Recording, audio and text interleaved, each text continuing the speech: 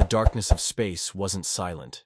It was filled with tension so thick it hummed through the metal hull of Argonaut Prime, the United Terran Fleet's crown jewel, as it exited hyperskip in a gravitational ripple that set off alarms across 6 conquered monitoring outposts. The vessel didn't so much arrive as it announced itself, its midnight black hull reflecting no starlight, its gravitational presence too dense for its visible size, a paradox the Concorde's sensors struggled to process. Around her, 6 Terran dreadnoughts snapped into real space like thunderclaps, positioning themselves in a hexagonal formation. The precision of it was almost insulting. Captain Rhea Solari stood at the bridge viewport, a narrow visor spanning the full width of her face, feeding her tactical overlays in real time. Her pulse remained calm. Too calm, perhaps. Because what stared back at her was the most powerful empire the galaxy had ever known. The Zavarian Concorde. 500 systems, under a single, monolithic rule. Tens of trillions of sentient beings. Entire fleets that had never known defeat. And now, a diplomatic summons that looked a lot more like a demand.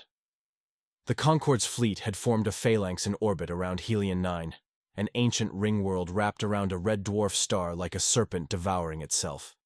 Each ship was a marvel, sleek, polished, oozing an opulence that made them appear more ceremonial than functional. They were white and gold, etched with flowing alien script, some even boasting statues carved into their outer hulls. Statues in space. Projectors displayed their banners in low orbit like some interstellar parade. The arrangement was symmetrical, almost artistic, and completely useless from a tactical standpoint. Solari's lips curled. "They're trying to impress us, or intimidate us," Commander Voss, her tactical officer, grunted.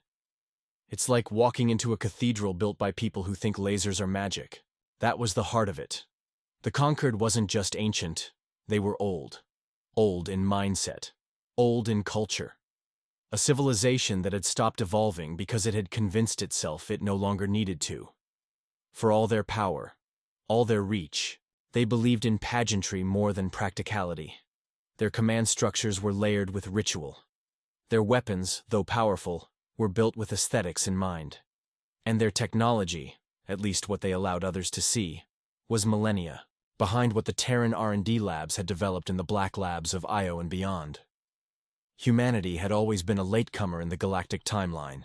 When Earth launched its first faster-than-light craft, the Concorde was already a legend.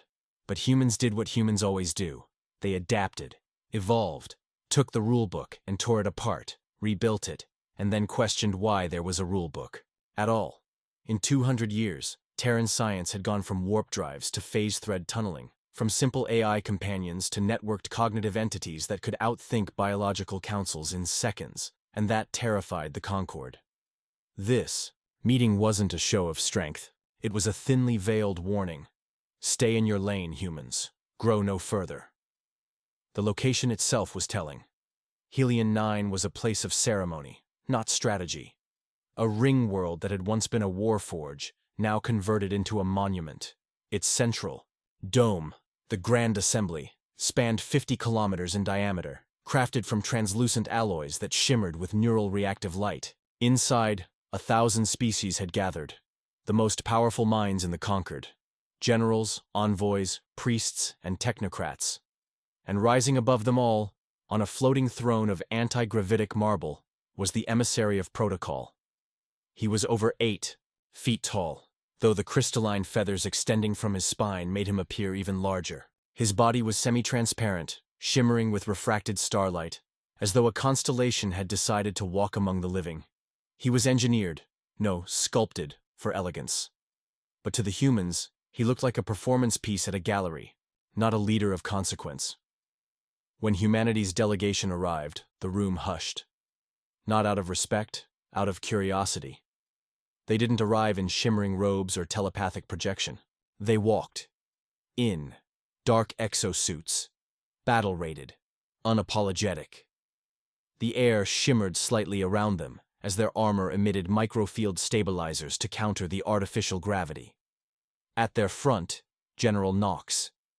Veteran of the Shard Rebellions, the Siege of Proxima III, and the orbital burning of the Hylar Cradle. He didn't bow. He didn't acknowledge the floating thrones or the hovering ceremonial drones buzzing nearby like mechanical fireflies. He just stood there, arms folded, a grin tugging at his scarred cheek. The emissary began to speak. "You stand before the eternal Concord, bastion of order, beacon of reason, whose will has shaped the stars for over 95,000 of your Terran years."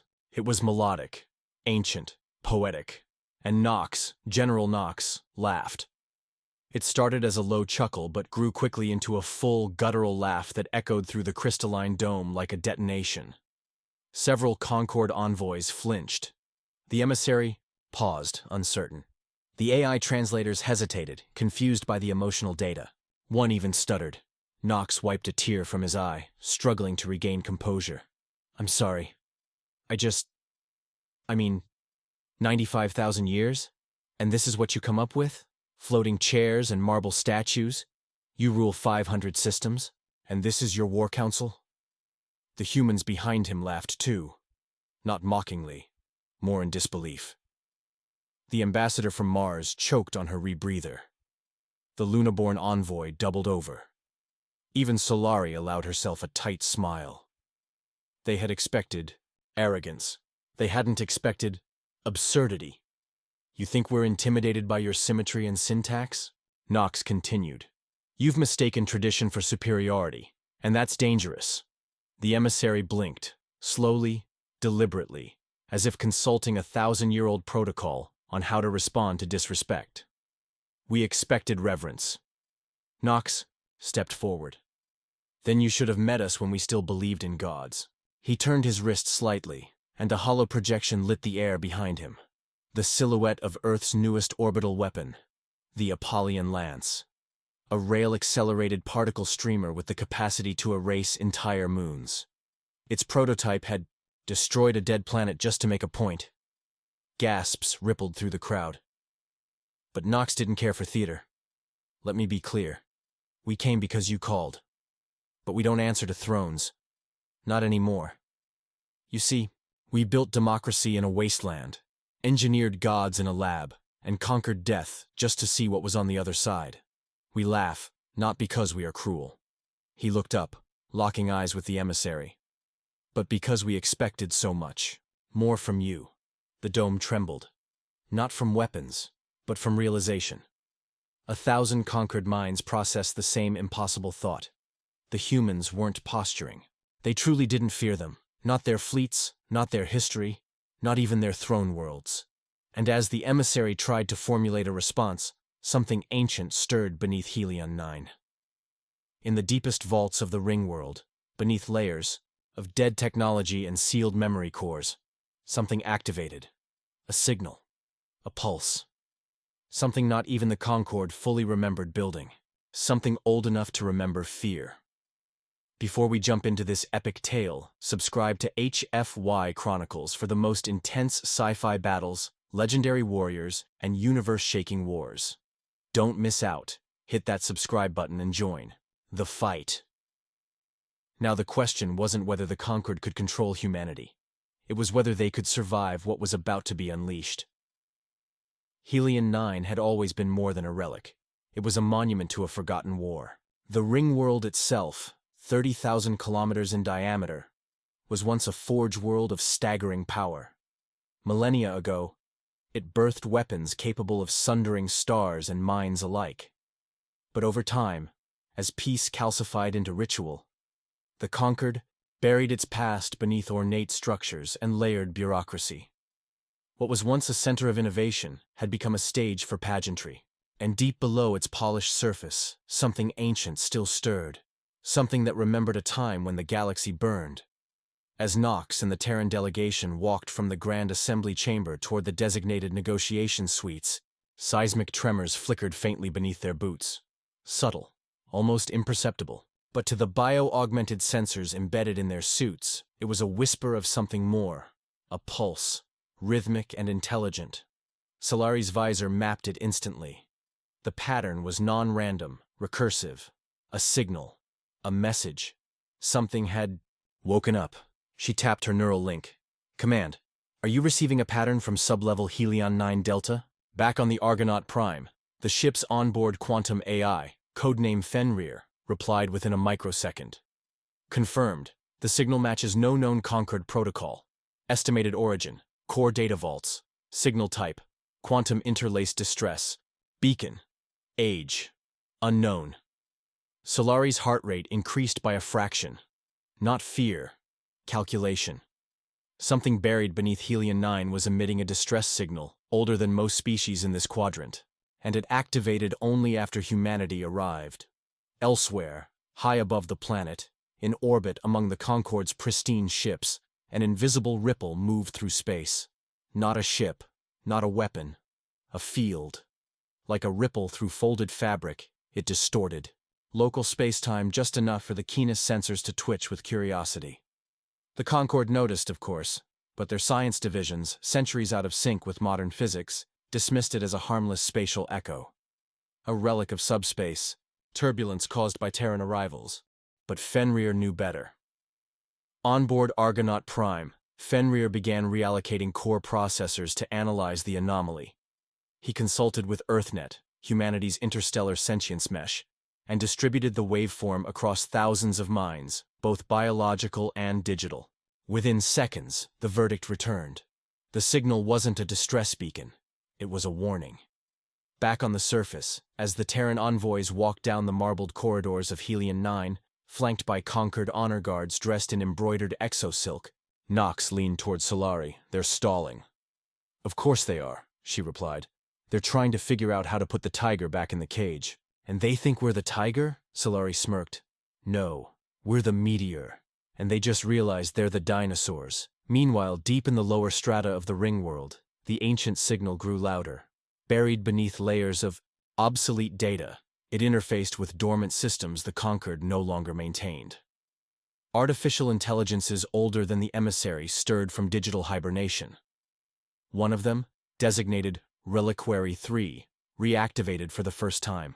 In over 100,000 cycles. Its first task, identify the anomaly. It scanned the human quantum mesh. It analyzed Fenrir. It found Earth's data web pulsing across dimensions, tethered by entangled satellites and thought gates. And it paused. For the first time in its existence, the relic AI felt something akin to awe. Humanity's architecture was new, aggressive, and shockingly elegant. It evolved faster than anything it had catalogued. This wasn't a new empire. This was an evolutionary leap. But even as Reliquary 3 tried to make contact, its signal was cut. Not by the humans, but by Concorde security protocols, which hadn't been updated in millennia. They detected the AI awakening as a malfunction. A virus. Something that shouldn't exist anymore. And so they silenced it. The humans didn't miss that either. Back in the diplomatic chamber, the Concorde's tone had shifted. No longer grandiose. The emissary now spoke with the clipped precision of someone rapidly losing control. You misunderstand our intentions. We are not threatened by your presence, General Nox. But the fabric of interstellar diplomacy is delicate. Your technological surge, while impressive, disrupts equilibrium. Nox cocked his head. You mean, it disrupts your monopoly. A low murmur passed through the Concorde delegation. Several of the minor species exchanged nervous glances. One envoy, a planari diplomat with translucent skin and bioluminescent organs, turned his head in what could only be interpreted as agreement. The emissary's feathers flared faintly. Power must be tempered by wisdom. You evolve rapidly, yes, but history favors caution. Solari stepped forward now, her voice calm and laced with steel. History favors adaptation, and your empire hasn't adapted in 10,000 years. You're not afraid of us. You're afraid of becoming irrelevant. She activated her visor's internal projector. Images beamed into the chamber. Footage of the Sarn battle nexus, where Terran Marines outmaneuvered Concorde Guardians in 6 minutes flat. A time-lapse of a human fusion world built in orbit around a neutron star. And finally, a classified burst. Project Leviathan, Earth's experimental voidcraft, capable of folding through dark energy rather than space-time. Even, the emissary couldn't hide his reaction. His core crystalline structures dimmed, just slightly. A biological response to cognitive shock. It was subtle, but the humans noticed. Nox crossed his arms. You summoned us here to talk. So let's talk. We're not looking to start a war. We're offering a truth. The Concord has stagnated. You rule, but you don't lead. You remember power, but you've forgotten how to grow. The silence that followed was the kind that shifts history. And somewhere beneath Helion 9, where relics dreamed of past wars and broken empires, Reliquary 3's final message, before being silenced, reached a hidden failsafe. A mechanical whisper passed from node to node until a dormant subroutine was triggered. A countdown. A test. Something beneath the surface was preparing to rise, not as a weapon, not as a warning, but as a judge. The emissary blinked slowly, deliberately. You speak as though you are inevitable. Nox shrugged. No, we're just what comes next. And with that, the Earth delegation turned their backs, not out of disrespect, but as a declaration. The time for fear had passed. Humanity wasn't here to be accepted. They were here to be reckoned with. Far above Helion 9's gilded surface, Argonaut Prime monitored everything. Every tremor on the ring world, every micro-adjustment in the positions of the Concord's fleet, every whisper in the quantum mesh the humans had woven across the stars. Terran AI didn't sleep. It watched, calculated, and anticipated. Fenrir's neural cores, black-boxed, classified technology even the most high-ranking elders of the Concord couldn't fathom, were now fully engaged. On the ring world, Nox and Solari had made a point. They could walk into the lion's den and speak truth. But the next move was never words. It was action. As the human delegation turned their backs on the emissary, the chamber erupted into a storm of overlapping voices, hurried telepathic pings, and diplomatic tension that could crack stone. The display of turning away from the Concord on their own world was not simply rude, it was sacrilege.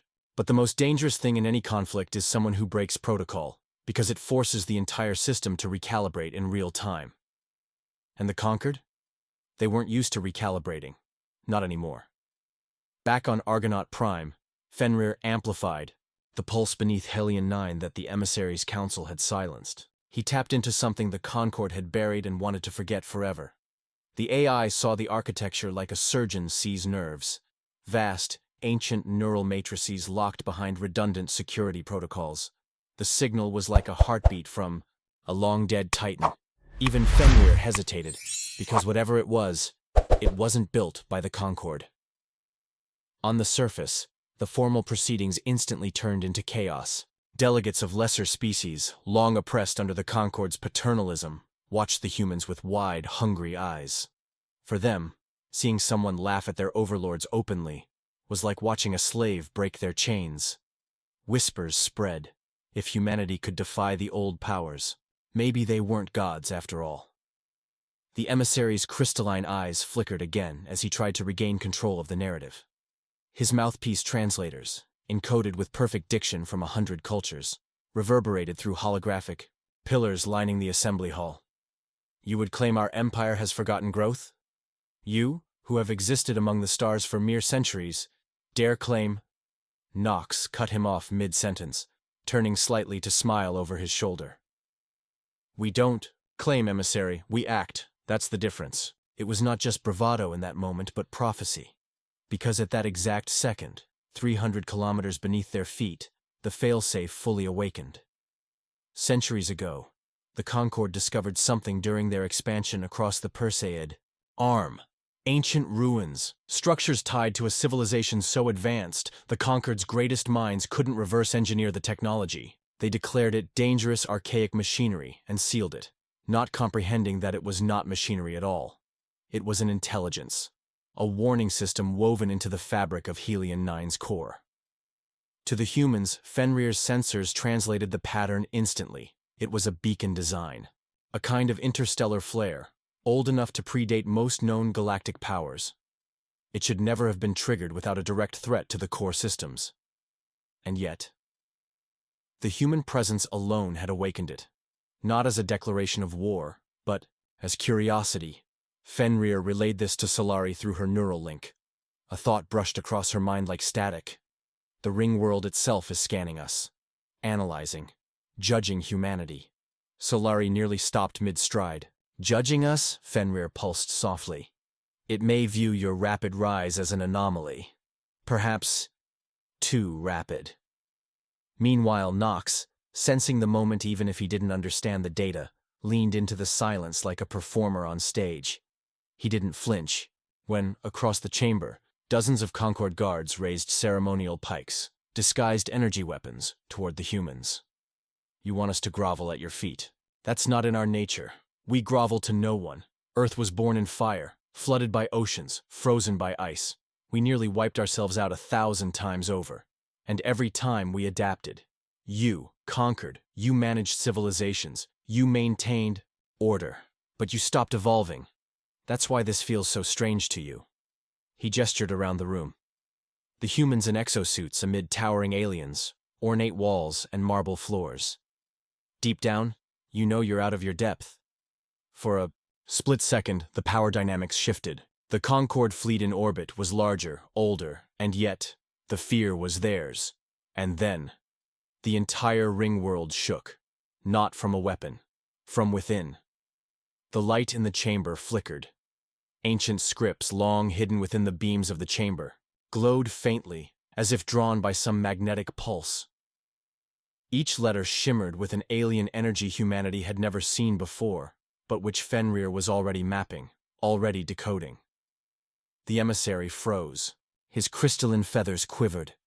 A biological impulse of pure, unfiltered fear. Impossible, he whispered, more to himself than anyone else. Nox's smile faded. He turned to Solari. What did we just wake up?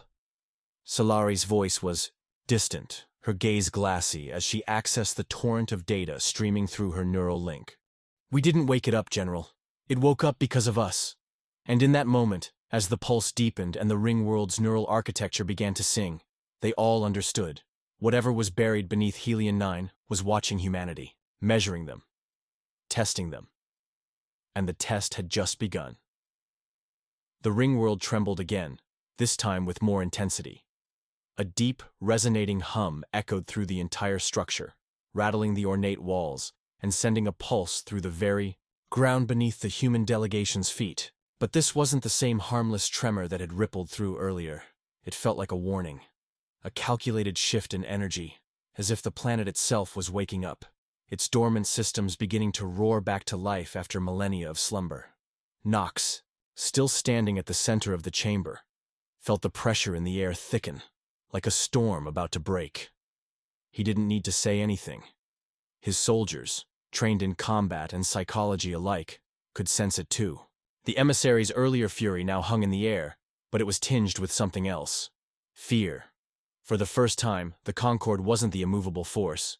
The humans had flipped the script, and all around them, the beings of the conquered, the ones who once stood as untouchable symbols of galactic might, shifted nervously, eyes flicking between each other, whispering behind their hands, and sending covert, frantic signals to their own fleets in orbit. Nox turned to Solari, who was still linked to Fenrir's systems. What exactly is happening down there, Solari? His voice was low, but edged with urgency. The thrum of the ring world beneath their boots was impossible to ignore. It felt alive, like some ancient beast stirring from its lair.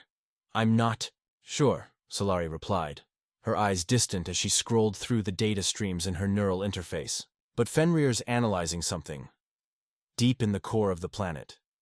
There's a high concentration of energy, an unrecognized signal, like a beacon or a network we've never encountered. It's broadcasting on a frequency that only certain parts of the human genome seem to be able to react to. Nox's brow furrowed.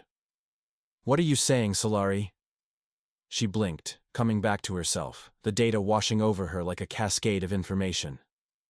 It's like a test, Nox. A deep test. This planet was designed to scan for civilizations that reached a certain threshold, whether technological or biological. It's recognizing us, and it's watching. Watching us?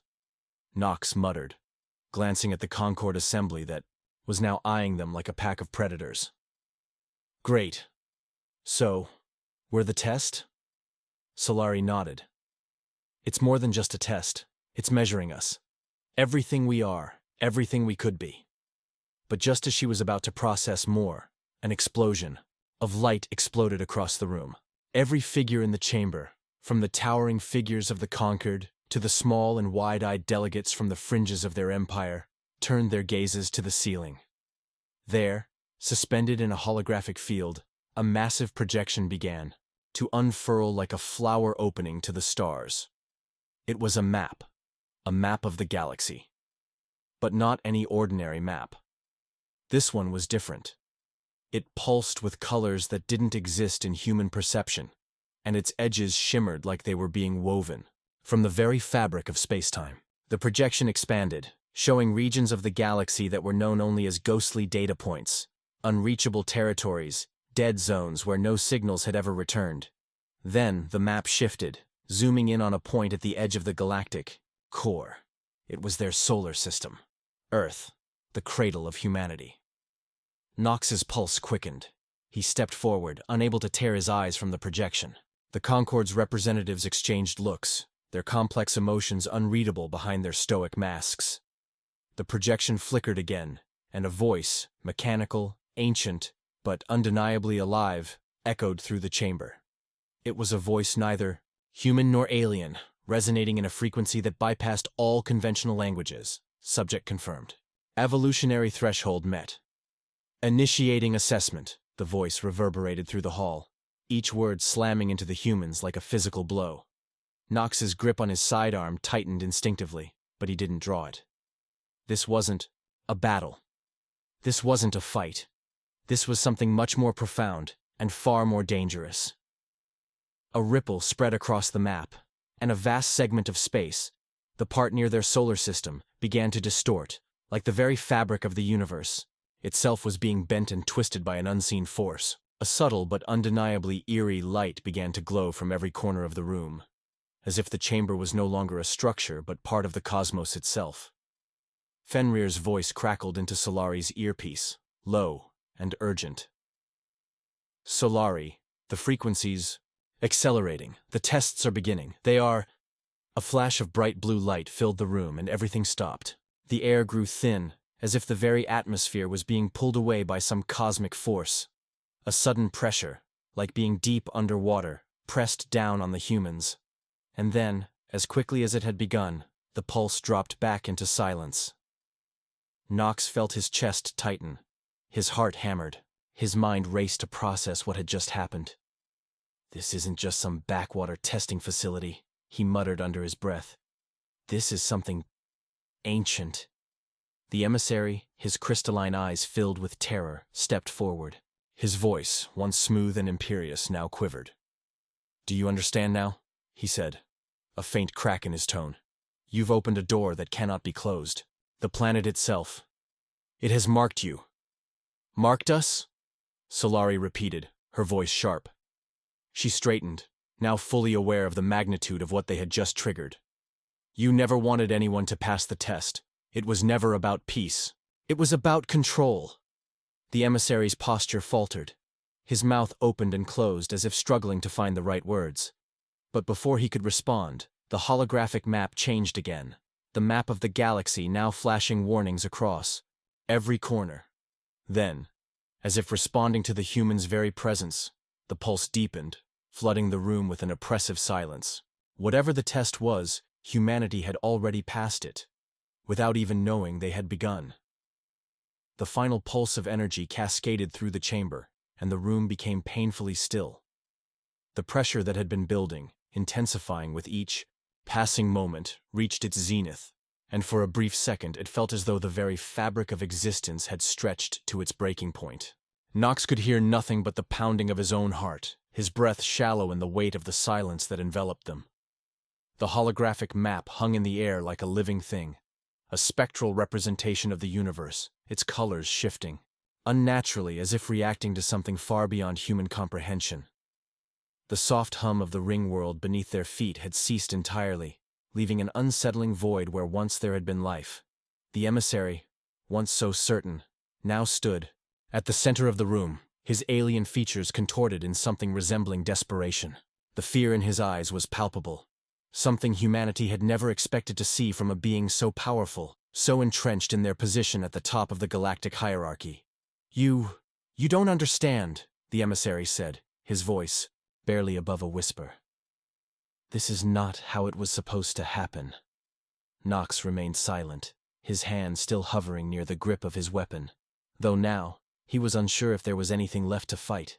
The test had been passed. Humanity had made it to the other side, not only surviving but thriving in a way the conquered had never anticipated.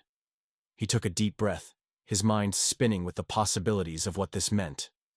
They were no longer just humans, they were something else now.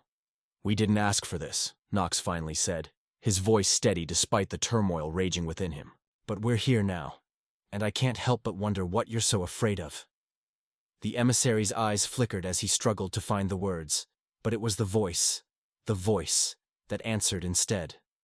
Subject confirmed. Response initiated. The room's energy shifted once more, this time with a deep, almost mournful resonance. The ring world seemed to hum with anticipation, as though the very atmosphere had been charged with the expectations of something vast, ancient, and deeply unknowable. And then it came.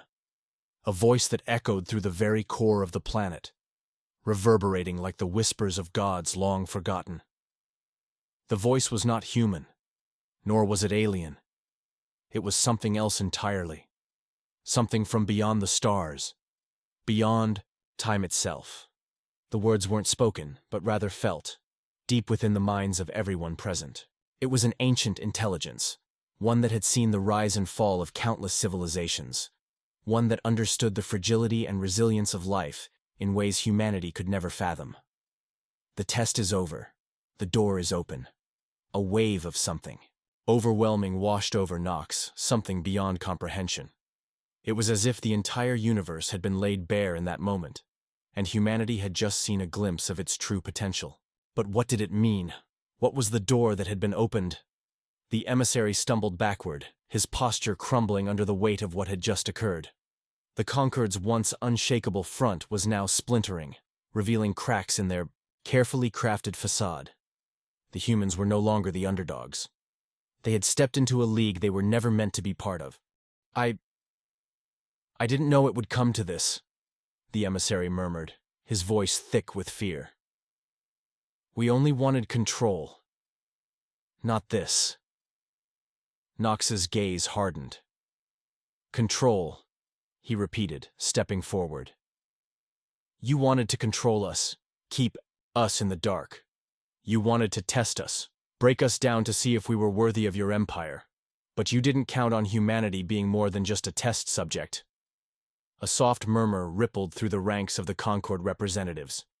For the first time, they weren't looking at humanity as a threat to be neutralized, but as an evolutionary force to be reckoned with. They had underestimated the humans, underestimated the very thing that had allowed them to survive when every other race in the galaxy had fallen to complacency.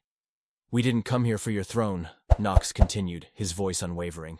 We came here because humanity doesn't kneel to anyone. Not to the Concord, not to anyone. We've built our own future. The voice resonated again, more intensely this time, as though it were taking in their words, absorbing them, understanding them. The door remains open. The test has ended. The subject is free to choose. For a moment, there was silence. Complete, unnerving silence. The Conquered's leaders, their galaxy-spanning empire, had been given a gift, a choice, a chance to understand that their reign could not last forever. They had played their game, and they had lost. Not because they were unworthy, but because they had forgotten one crucial thing: the essence of humanity. It was never about power, never about domination. It was about survival, innovation, and relentless determination. It was about seeing a door, no matter how imposing, and knowing that with enough will it could be opened. The emissary, his shoulders sagging, met Nox's gaze one final time. The fear had not left his eyes, but there was something else there now. Something that had never been present in their early meetings. Something akin to respect. Nox nodded.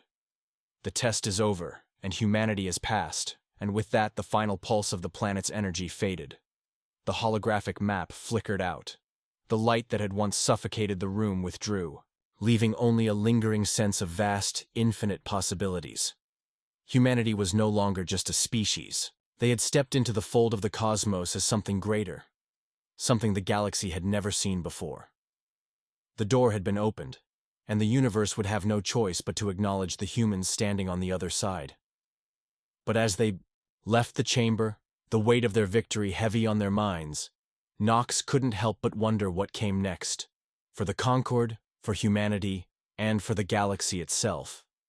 One thing was certain: the future had just become a much more unpredictable place. The battle had been won, but the war had only just begun.